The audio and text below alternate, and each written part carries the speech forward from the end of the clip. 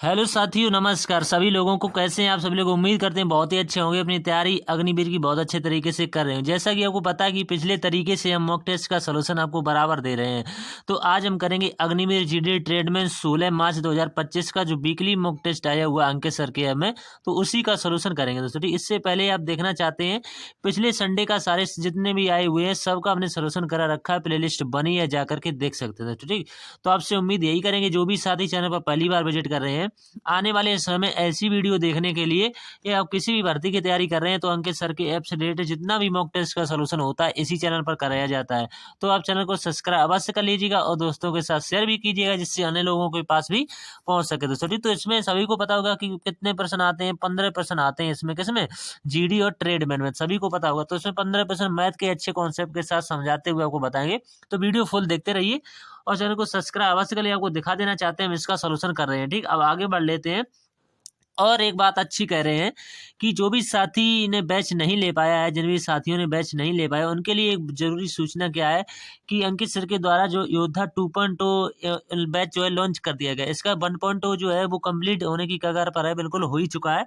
2.0 में क्लासें डेमो के साथ साथ चल चुकी हैं। तो जो भी साथी इसका 2.0 लेना चाहते हैं, तो उनको मात्र जो है बहुत हर गरीब बच्चे का ध्यान में रखते हुए मात्र 49 रुपये में ये उनको उनको जो है बैच फुल बैच मिलेगा। आप चाहे 1.0 ले सकते हैं या 2.0, कोई भी बैच आप लेना चाहते हैं तो मात्र 49 रुपये में आपको मिल जाएगा। अगर आप कोई पीडीएफ बुक्स की लेना चाहते हैं वो भी मिल जाएगी बहुत कम प्राइस में दोस्तों। तो आपको इस नंबर पर एमएसजी करना है। जैसे आप एमएसजी करेंगे, मुझे पता लगेगा किसी बच्चे ने किया है, वो लेने का इच्छुक है, तो उसको आसानी से यहाँ पर मिल जाए। एनी बैच, कोई भी बैच आप लेना चाहते हैं इनके सर के ऐप से रिलेटेड, बहुत कम कीमत में आपको मिल जाएगा। वहाँ से आप लेंगे तो आपको 700 का समथिंग में मिलेगा, लेकिन हमारे सब से केवल आपको 49 रुपये मिल जाएगा। हर गरीब बच्चे के पास ये बैच मिलेगा और अच्छे से आप तैयारी करते हुए आगे बढ़ेंगे दोस्तों। ठीक, अब बिना टाइम वेस्ट किए हम बढ़ते हैं अपने पहले प्रश्न की तरफ दोस्तों। ठीक, तो वीडियो फुल देखते रहिए, ज्यादा बातें नहीं करें तो कर ली यही बातें। चाहे आप रेलवे ग्रुप डी किसी भी भर्ती की तैयारी कर रहे हैं तो बता दीजिएगा और उसी का बैच ले लीजिए। चाहे रेलवे ग्रुप डी हुआ, एनटीपीसी हुआ, किसी की भी, या फिर या कैन बैच लेना चाहते हैं, या कैन बैच जो आया हुआ है दिल्ली पुलिस के लिए, कैन बैच जो सर ने लॉन्च किया वो भी लेना चाहते हैं, वो भी मिल जाएगा आपको। ठीक, अब देखो पहला प्रश्न किस तरह से पूछा गया है। एक छात्रावास में 35 विद्यार्थियों के लिए जो दे रखा है 27 दिन का भोजन उपलब्ध है, तो 45 विद्यार्थियों के लिए यह भोजन कितने दिन के लिए पर्याप्त होगा? तो बहुत आसान सवाल है, इसमें कुछ भी नहीं करना, मात्र 1 सेकंड का सवाल है। अब देखिए किस तरह, भाई मान के चलिए M1 D1 पर आसानी से बन, कितने विद्यार्थी दे रखे हैं, हमें दे रखे हैं 35 विद्यार्थी दे रखे हैं। ठीक, दोबारा से लिख देते हैं, यहाँ पर दिया हुआ है 35। ठीक, तो 35 हमें विद्यार्थी दे रहे हैं, इनकी भोजन की सामग्री कितने दिन का है? 27 दिनों के लिए। ठीक, हम बराबर यहाँ पर लगाएंगे। ठीक, अब मैंने रखा है भोजन उपलब्ध है, तो 45 विद्यार्थियों के लिए, तो मान के चलेंगे 45 विद्यार्थियों के लिए। पूछा कि भोजन सामग्री कितने दिन तक चलेगी, तो मान के लिए चलेंगे x दिन तक चलेगी। अब काट लीजिएगा इससे 5 से, तो 5 से काटेंगे 5 सत्ते 35, 5 ने 45। ठीक, अब 9 से काटेगा, 9 से 27 काटेगा, 3 बार बीच में लगा हुआ इनटू, तो 21 जो बराबर में होगा वो किसके बराबर होगा? x के बराबर होगा।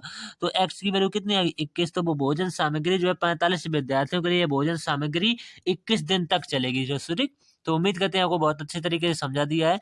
21 दिन जिस ऑप्शन में दे रखा होगा भाई आपका सही जवाब होगा, ना कि 23 होगा, ना कि 22 होगा। ठीक, अब अगला सवाल इसके बाद में देखो, इसमें क्या दिया आपको? मान निकालना। अब इसका मान निकालने का कोई दोनों पक्षों का वर्ग करना पड़ेगा। हम मान लें कि ये कोई मान दे रखा है, ये किसी का मान दे रखा होगा।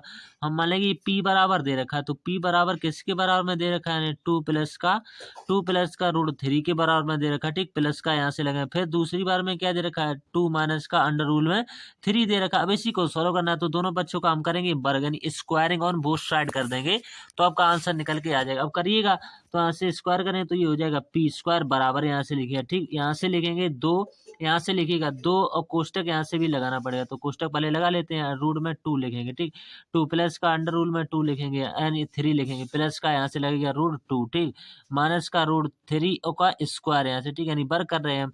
अब इसी को सोल्व करें तो इसको खोलेंगे, एक लंबी सी समीकरण इस तरह से बन के आएगी। अब वो आएगी, वो हम पूरी यहाँ पर लिख देते हैं।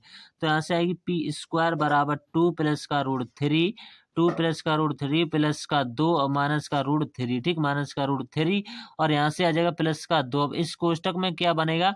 जब वर्ग करेंगे तो आ जाएगा रूट 2 प्लस का रूट 3। ठीक, और यहाँ से गुणा लगाइएगा, यहाँ से हो जाएगा रूट 2 और माइनस का रूट 3, ये निकल के आएगा। थोड़ा सा कैलकुलेटिव है। अब देखो इसको सोल्व करेंगे तो आ जाएगा p स्क्वायर बराबर का, यहाँ से देखो 2 ये है, 2 और 2 ये वाला, तो जुड़ जाएंगे, कितना आएगा?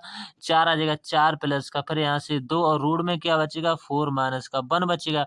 अब यहाँ से पी स्क्वायर बराबर जो निकल गया आ जाएगा वो 4 प्लस का यहाँ से घटाएंगे तो 3 बचेगा और 3 दूनी कितना जाएगा 6 यहाँ से निकलेगा तो यहाँ से कितना बचेगा 2। अब यहाँ से पी बराबर देखो 4 2 6 आ जाएगा ठीक। पी बराबर कितना आ जाएगा यानी पी स्क्वायर बराबर अब स्क्वायर हटेगा तो रूट आएगा रूट लग जाएगा तो रूट 6 निकल के आएगा तो रूट 6 वाला ऑप्शन आपका सही जवाब निकल के आ जाएगा ठीक। अब नेक्स्ट क्वेश्चन अगला सवाल इसके बाद में क्वेश्चन नंबर तीसरा देखो किस तरह से ये भी बोर्ड मास पर बन जाएगा आसानी से। देखो किस तरह से बनेगा, इसमें ज्यादा कुछ नहीं करना, इसमें बोर्ड मास से बनेगी ऑफ को सबसे पहले सॉल्व कीजिएगा और आपका आंसर एक ही झपट में निकल के आ जाएगा। अब देखो यहाँ से दिया हुआ 46 तो 46 लिख लिया, 46 प्लस लगा हुआ तो प्लस लगाएगा, 3/4 लिखा हुआ तो 3/4 लिख लीजिए। ऑफ का मतलब होता है गुणा, यहाँ पर लिखिएगा 32 ठीक। और माइनस का कितना दिया हुआ है 6 दिया हुआ, बस बट्टे का कितना दिया हुआ है बट्टे का 37 ठीक। तो 37 माइनस का 3/4 इंटू यहाँ पर अब कोष्टक को सॉल्व कीजिए तो यहाँ से कितना आएगा 40 आएगा 24 यानी 34 और 6 को जोड़िएगा तो 40। अब कटाइएगा 40 से कितनी बार कटेगा 10 बार कटे, ऊपर भी कट जाएगा 8 से 8 चौको 32 होते हैं। अब देखो यहाँ पर 46 है, यहाँ पर 8 थी 24 में से 6 को घटाएंगे फिर यहाँ पर 46 में से घटाएंगे। तब देखो अगली स्टेप जो बनेगी वो क्या बनेगी 46 माइनस का 24 ठीक। 46 माइनस का 24 और माइनस का 6 और बटे का जो आएगा वो आएगा 37। जो देखो नीचे क्या बचा हुआ था 37 और यहाँ से कितना बचेगा 10 3 या 30 हो जाएंगे तो माइनस का 30 कर दिया। अब ऊपर देखो क्या बचेगा, ऊपर देखो यहाँ पर प्लस लगा हुआ है ठीक। अब ऊपर देखो या तो आप इन दोनों को जोड़ लीजिएगा, जो आएगा उसमें से घटा दीजिएगा ठीक। तो यहाँ से कितना बचेगा 64 64 नीचे घटाएगा तो 37 में से 30 घटेगा तो 7, तो 64/7 कहीं दे रखा है, 64/7 ऑप्शन नंबर डी में दे रखा है ठीक। तो यही इसका सही जवाब निकल के आ जाएगा। अब नेक्स्ट है अगला सवाल, 20 संख्याओं का औसत हमें दे रखा है 35 है। यदि 4 संख्याओं 24 20 21 10 27 को घटा दिया जाए तो शेष संख्याओं का औसत क्या होता है। बहुत बढ़िया सवाल है, इसमें ज्यादा दिमाग नहीं लगाइएगा क्योंकि औसत के चैप्टर में एवरेज के चैप्टर में एक फॉर्मूला होता है, पूरा एवरेज खत्म यानी चैप्टर खत्म हो जाता है। वो कौन सा होता है तो औसत बराबर होता है पदों का योग बटे पदों की संख्या। देखो लिख देते हैं एक बार फॉर्मूला, औसत जो बराबर होता है वो क्या होता है पदों का योग बटे पदों की संख्या। देखो एक बार लिख देते हैं, औसत बराबर जो होता है यानी औसत बराबर जो होता है औसत बराबर पदों का योग ठीक, पदों का योग ठीक, पदों का योग। ये फॉर्मूला अपनी कॉपी पर नोट कर लीजिएगा ठीक, पदों का योग। और इसके बाद में जो होता है बटे में क्या होता है पदों का योग बटे पदों की संख्या ठीक। यहाँ पर लिख देते हैं पदों की संख्या, पदों की संख्या ये फॉर्मूला होता है। इसी पर पूरा एवरेज चैप्टर जो है खत्म हो जाता है। इसको आप नोट करना चाहें तो नोट कर सकते हैं ठीक। अब इसी में हम वैल्यू रखेंगे तो 20 संख्याओं का औसत 35 है तो उनका योग संख्याएं कितनी है 20 संख्याएं हैं और उनका औसत दे रखा है कितना 35 है तो उनका योग कितना हो जाएगा तो 35 दूनी कितना 70 और ये कीजिए 700 जो इनका योग बैठेगा। अब हमसे कह रहे हैं 20 21 27 और 24 को घटा दिया जाए तो जोड़िएगा 20 में 21 21 27 और 24 को जोड़ लीजिएगा तो ओवरऑल जो घटाएंगे वो 92 घटाएंगे ठीक। अब यहाँ से घटाइएगा इसमें से तो कितना निकल गएगा यहाँ से 608 निकल गएगा ठीक 608। अब देखो करें जैसे मान के चलिएगा संख्याएं जब टोटल संख्या कितनी थी 20 थी, उसमें से जब 4 संख्याएं निकल गई 1 2 3 4 संख्याएं निकल गई तो 20 में से 4 को घटा दीजिएगा तो संख्याएं ओवरऑल कितनी बचे होंगी 16 और 16 से डिवाइड कर दीजिए। भाई तो हमसे पूछा हुआ है शेष संख्याओं का औसत क्या होगा तो शेष संख्याएं जो बचेंगी वो 16 बचेंगी। अब 16 से कटाएगा तो 16 से कटाएंगे तो कितनी 38 बार पूरा पूरा कटेगा तो 38 ऑप्शन नंबर फर्स्ट में दे रखा। अब अगला सवाल इसके बाद में, उस घनाभ की बिगड़ की लंबाई दशमलव के एक स्थान तक आपको ज्ञात करनी जिसकी विमाएं देखो घनाभ के बिगड़ की लंबाई कैसे निकाले अंडर रूल में निकाली जाती है तो सभी का वर्ग कर दीजिएगा, यहाँ से कीजिएगा 12 का वर्ग ठीक 12 का वर्ग। जो घनाभ के बिगड़ की लंबाई होती है इसी के बराबर में लिखी जाती है तो 12 का वर्ग होगा प्लस 10 का यहाँ से वर्ग कर दिया फिर 10 का, इसके बाद में 8 का कर दीजिएगा तो सभी को जोड़िएगा इसके बाद में तो जोड़ने पर क्या मिलेगा 12 का होता है 144 ठीक, 10 का कितना होता है 10 का होता है 100 होता है ये तो सभी को याद होंगे, 8 का कितना होता है 64 होता है सभी को जोड़िएगा तो सभी को जोड़ने पर क्या निकल जाएगा निष्कर्ष जो निकलेगा वो अंडर रूल में निकल जाएगा कितना 308। अब इसको लिखना सीखिए दोस्तों, इसको लिखने का तरीका क्या है इसको पॉइंट में लिखना पड़ेगा क्योंकि हमें मीटर में लिखना पड़ेगा, सवाल सभी मीटर में दे रखा है। तो हमें पूछा हुआ दशमलव के 1 अंक तक पूछा हुआ है और दशमलव के 1 अंक तक कितना आएगा यहाँ से आएगा 17.54 आएगा तो 17.54 वाला ऑप्शन आपका सही जवाब हो जाएगा। अगला सवाल है इसके बाद में, यदि 9 यानी 3 9 का तृतीय अनुपात पी है तो 6 पी 4 का चतुर्थानुपात पूछा हुआ। देखो बहुत अच्छा सवाल है, तृतीय अनुपाती क्या होता है, बी स्क्वायर और अपॉन का ए होता है, इसी के बराबर हमें पी दे रखा है, तो रखिएगा माना बी स्क्वायर इसका कीजिएगा, तो बी में क्या है 9 आता है, तो 9 इंटू 9 2 बार करना पड़ेगा, 9 इंटू 9 बटे ए कितना दे रखा है 3 दे रखा है, तो 3 बराबर का पी। अब पी की वैल्यू यहाँ से फाइंड आउट हो जाएगी, तो 3 से कटाई 3 3 का 9, तो पी बराबर क्या निकलेगा 9 3 27, यानी 27 पी जो है मैं निकल के आ गया। अब हमसे पूछा हुआ पी की वैल्यू यहाँ पर रखनी पड़ेगी, 6 और 27 और 4, यानी पी की जगह पर क्या रखना पड़ेगा हमें 27 रखना पड़ेगा, ठीक। तो भाई रखिएगा। हमें से पूछा हुआ चतुर्थानुपाती से, चतुर्थानुपाती का सूत्र क्या होता है, बी इंटू का सी, बी इंटू का सी अपॉन ए, यानी कि चतुर्थानुपाती जो निकलेगा वो ये निकले, तो बी यहाँ से कितना दे रखा है, बी जो हमें दे रखा है यानी पी की वैल्यू 27 दे रखा है, यानी सी हमें यहाँ से कितना दे रखा है 4 दे रखा है, ए हमें यहाँ से कितना दे रखा है 6 दे रखा है, बस कटेगा तो 2 से कटेगा, 2 दूनी का 4, 2 3 6, 3 से कटेगा ये 3 ने 27, तो 9 दूनी 18 कहीं दे रखा है, तो 18 वाला ऑप्शन बिल्कुल सही जवाब होगा, ठीक। तो 9 दूनी 18 वाला इसका सही जवाब होगा, ठीक। अगला सवाल उम्मीद करते हैं आपको समझ में आ गया होगा। एक सिनेमा हॉल में सीटों की संख्या में 20% की वृद्धि होती है और एक टिकट की कीमत में भी 8% की वृद्धि होती है। एकत्र किए गए राजस्व में प्रतिशत वृद्धि, देखो इसको कई तरीके से कर सकते हैं, चाहे 20% की फ्रैक्शन वैल्यू निकाल कर भी, 8% की फ्रैक्शन वैल्यू निकाल कर भी कर सकते, लेकिन इसका रामबाण फॉर्मूले पर आइए, क्या होता है ए प्लस का बी, ठीक, ए प्लस का बी प्लस का ए बी वटे का 100, ये होता है रामबाण फॉर्मूला, ठीक। सभी टीचर ने आपको बताया होगा, ये जो होता है रामबाण फॉर्मूला होता है, तो इसी में वैल्यू पुट करिए। तो ए की वैल्यू कितनी है, यहाँ से 20 दे रखी, ठीक, प्लस का 8 दे रखी है, इसके बाद में यानी प्लस लगाए, यहाँ से 20 इंटू का 8 कीजिएगा, ठीक, 20 इंटू का 8, बट्टे का कितना करेंगे 100 करेंगे, बस इधर जोड़िए कितना होगा 28 हो जाएगा, ठीक, 28 प्लस इधर जोड़िए कितना होगा 100, यानी गुणा कीजिएगा, तो 8 दूनी 16 नहीं 160 बटे का कितना होगा 100 होगा, 160 बटे का 100। अब देखो एक जीरो से एक जीरो कट जाएगा, 2 8 16 और 2 पंचे 10 हो जाएगा, ठीक। अब 5 का इसमें भाग दीजिएगा तो एक बार जाएगा, अब एक और इसमें प्लस होगा, तो 28 एक 29, तो 29 वाला ऑप्शन आपका सही जवाब होगा। तो उम्मीद करते हैं आपको समझ में आ गया होगा दोस्तों, ठीक। तो यहाँ से आसानी से कर सकते, क्योंकि एक बार जाएगा तो एक और इसमें जोड़ जाएगा, तो 28 के बाद 29 एकमात्र ऑप्शन में देखने को मिल रहा है, ठीक। अगला सवाल है इसके बाद में क्वेश्चन नंबर 8, देखो किस तरह से बनेगा। किसी वर्ग का क्षेत्रफल 144 सेंटीमीटर स्क्वायर है, मूल वर्ग के बेकड़ की भुजा के साथ निर्मित वर्ग का परिमाप ज्ञात कीजिए। देखो इसमें क्या करना होता है, बहुत अच्छा सवाल है, इसमें कुछ नहीं करना था, यानी वर्ग का जो क्षेत्रफल होता है वो क्या होता है भुजा स्क्वायर होता है, तो इसी की वैल्यू इसके बराबर में दे रखी, तो ए बराबर इसमें कितना दे रखा है 144 दे रखा है, ठीक। तो ए बराबर जो 144 दे रखा है, तो यहाँ से रूट लगेगा, तो यहाँ से ए बराबर कितना निकल आ जाएगा, ये कितने का होता है 12 का होता है, तो भुजा कितनी निकल आएगी वर्ग की 12 निकल के आएगी, ठीक। अब यहाँ से बिकड़ कितना होगा 12 रूट 2 हो जाएगा, अगर बिकड़ पूछा जाए तो बिकड़ जो हो जाएगा वो 12 रूट 2 हो जाएगा यहाँ से, ठीक। तो हमसे पूछा हुआ है वर्ग का परिमाप, तो वर्ग का परिमाप जो होता है वो 4a होता है, तो सभी का फॉर्मूला याद है, बस वैल्यू पुट करिएगा, तो 4 इंटू ए की वैल्यू पुट करिएगा, 12 इंटू का रूट 2 हो जाएगी, ठीक है। 12 चौको 48, तो 48 रूट 2 वाला ऑप्शन नंबर फर्स्ट है, तो ये इसका सही जवाब निकल के आ जाएगा। अब अगला सवाल जो है, एक व्यक्ति ने एक वस्तु खरीदी और इसे 15% की हानि पर बेच दिया, यदि वह इसे 50 रुपए अधिक में बेचता तो उसे 10% का लाभ होता, तो वस्तु का क्रय मूल्य आपसे पूछा हुआ। देखो बहुत अच्छा सवाल है, मान के चलिएगा कोई चीज हमेशा अपने आप में 100% होती जब भी ऐसा सवाल आए, ठीक। तो एक बार लिखेगा 15 की हानि तो कितनी होगी 85%, ठीक। एक बार 10% का लाभ तो 110, अब दोनों का अंतर देखिएगा किसके बराबर में होगा, तो दोनों का अंतर जो बैठेगा वो 25 बैठेगा, तो इसी की वैल्यू हमें दे रखी कितने के बराबर 50 के बराबर, तो एक पार्ट की वैल्यू किसके बराबर में हो जाएगी 2 के बराबर। हमसे पूछा हुआ 100% की वैल्यू, तो 2 जीरो ही तो लग जाएंगे, तो 200 जिस ऑप्शन में दे रखा होगा वही आपका राइट जवाब होगा। अब अगला सवाल है इसके बाद में क्वेश्चन नंबर 10, यदि 2 वर्ष के लिए 5% प्रति वार्षिक 10 पर एक निश्चित राशि चक्रवृद्धि ब्याज 328 है, तो राशि ज्ञात कीजिए समतुल्य पूछिए। अब देखो 5% की फ्रैक्शन वैल्यू पता होनी चाहिए, तो 5 बट्टे का 100, तो 5 कम 5 5 होने का 10, यानी 20 से कितना हो जाएगा 20 से जो हो जाएगा वो 21 होगा, लेकिन समय कितना दे रखा है, समय 2 वर्ष का, तो 2 बार होगा 20 से, कि जितना समय दे रखा होता है उसी के बाद हमें करना पड़ता है, तो इधर जो हो जाएगा वो 400 हो जाएगा, इधर जो हो जाएगा वो 441 हो जाएगा। हमने आपको कई बार ये वीडियो में बताया हुआ है कि ये जो हमारा होता है ये हमारा प्रिंसिपल होता है, ये जो हमारा होता है ये हमारा मिश्रधन होता है, इनके बीच का जो अंतर होता है भाई हमारा CI यानी कंपाउंड इंटरेस्ट होता है, तो अंतर हमारे हिसाब से कितना है इनका, जो भी चीज सवाल में दी जाती है उसी के बराबर हमें वो चीज लिखनी पड़ती है, हमने आपसे कई बार कहा है।